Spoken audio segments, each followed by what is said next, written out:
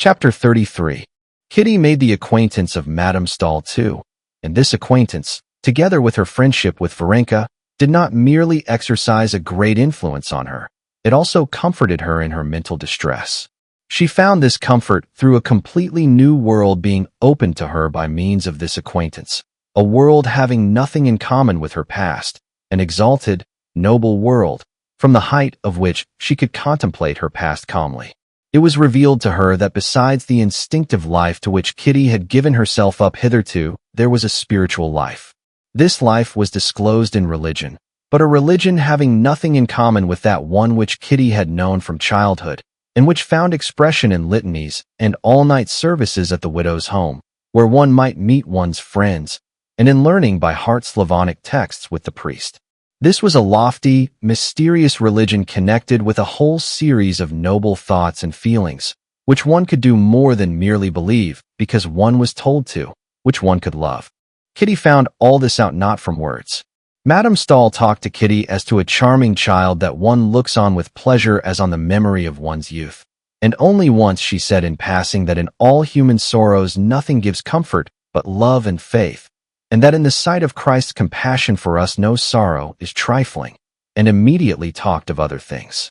But in every gesture of Madame Stahl, in every word, in every heavenly, as Kitty called it, look, and above all in the whole story of her life, which she heard from Varenka, Kitty recognized that something that was important, of which, till then, she had known nothing. Yet, elevated as Madame Stahl's character was, touching as was her story, and exalted and moving as was her speech, Kitty could not help detecting in her some traits which perplexed her. She noticed that when questioning her about her family, Madame Stahl had smiled contemptuously, which was not in accord with Christian meekness. She noticed, too, that when she had found a Catholic priest with her, Madame Stahl had studiously kept her face in the shadow of the lamp shade and had smiled in a peculiar way.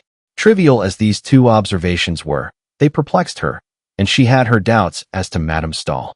But on the other hand, Varenka, alone in the world, without friends or relations, with a melancholy disappointment in the past, desiring nothing, regretting nothing, was just that perfection of which Kitty dared hardly dream. In Varenka, she realized that one has but to forget oneself and love others, and one will be calm, happy, and noble. And that was what Kitty longed to be. Seeing now clearly what was the most important, Kitty was not satisfied with being enthusiastic over it.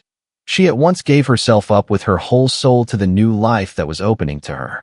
From Varenka's accounts of the doings of Madame Stahl and other people whom she mentioned, Kitty had already constructed the plan of her own future life. She would, like Madame Stahl's niece, Aline, of whom Varenka had talked to her a great deal, seek out those who were in trouble, wherever she might be living, help them as far as she could, give them the gospel, read the gospel to the sick, to criminals, to the dying. The idea of reading the gospel to criminals, as Aline did, particularly fascinated Kitty. But all these were secret dreams, of which Kitty did not talk either to her mother or to Varenka. At first the princess noticed nothing but that Kitty was much under the influence of her engouement, as she called it, for Madame Stahl, and still more for Varenka. She saw that Kitty did not merely imitate Varenka in her conduct, but unconsciously imitated her in her manner of walking, of talking, of blinking her eyes. But later on the princess noticed that, apart from this adoration, some kind of serious spiritual change was taking place in her daughter. The princess saw that in the evenings Kitty read a French testament that Madame Stahl had given her, a thing she had never done before, that she avoided society acquaintances and associated with the sick people who were under Varenka's protection, and especially one poor family, that of a sick painter, Petrov. Kitty was unmistakably proud of playing the part of a sister of mercy in that family. All this was well enough, and the princess had nothing to say against it, especially as Petrov's wife was a perfectly nice sort of woman, and that the German princess, noticing Kitty's devotion, praised her, calling her an angel of consolation. All this would have been very well, if there had been no exaggeration. But the princess saw that her daughter was rushing into extremes, and so indeed she told her. Her daughter made her no reply. Only in her heart, she thought that one could not talk about exaggeration where Christianity was concerned. What exaggeration could there be in the practice of a doctrine wherein one was bidden to turn the other cheek, when one was smitten, and give one's cloak if one's coat were taken. But the princess disliked this exaggeration, and disliked even more the fact that she felt her daughter did not care to show her all her heart. Kitty did in fact conceal her new views and feelings from her mother. She concealed them not because she did not respect or did not love her mother, but simply because she was her mother. She would have revealed them to anyone sooner than to her mother. "No, I've not noticed it, Maman," said Kitty, flushing hotly. "Is it long since you went to see them?"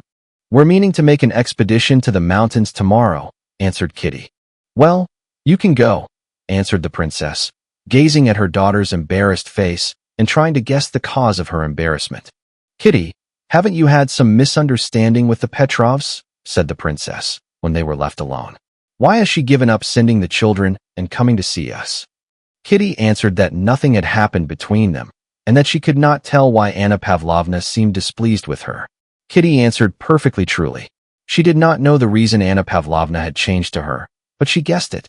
She guessed at something which she could not tell her mother, which she did not put into words to herself. It was one of those things which one knows, but which one can never speak of even to oneself. So terrible and shameful would it be to be mistaken. Again and again she went over in her memory all her relations with the family.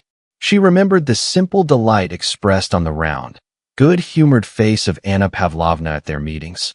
She remembered their secret confabulations about the invalid, their plots to draw him away from the work which was forbidden him, and to get him out of doors, the devotion of the youngest boy, who used to call her my Kitty, and would not go to bed without her.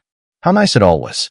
Then she recalled the thin, terribly thin figure of Petrov, with his long neck, in his brown coat, his scant, curly hair, his questioning blue eyes that were so terrible to Kitty at first, and his painful attempts to seem hearty and lively in her presence. She recalled the efforts she had made at first to overcome the repugnance she felt for him, as for all consumptive people, and the pains it had cost her to think of things to say to him. She recalled the timid, softened look with which he gazed at her, and the strange feeling of compassion and awkwardness, and later of a sense of her own goodness, which she had felt at it. How nice it all was. But all that was at first. Now, a few days ago, everything was suddenly spoiled. Anna Pavlovna had met Kitty with affected cordiality, and had kept continual watch on her and on her husband. Could that touching pleasure he showed when she came near be the cause of Anna Pavlovna's coolness? Yes, she mused. There was something unnatural about Anna Pavlovna, and utterly unlike her good nature, when she said angrily the day before yesterday, "There, he will keep waiting for you. He wouldn't drink his coffee without you, though he's grown so dreadfully weak." Yes, perhaps, too, she didn't like it when I gave him the rug. It was all so simple, but he took it so awkwardly, and was so long thanking me, that I felt awkward too. And then that portrait of me he did so well. And most of all, that look of confusion and tenderness. Yes, that's it, Kitty repeated to herself with horror. No, it can't be, it oughtn't to be. He's so much to be pitied, she said to herself directly after. This doubt poisoned the charm of her new life.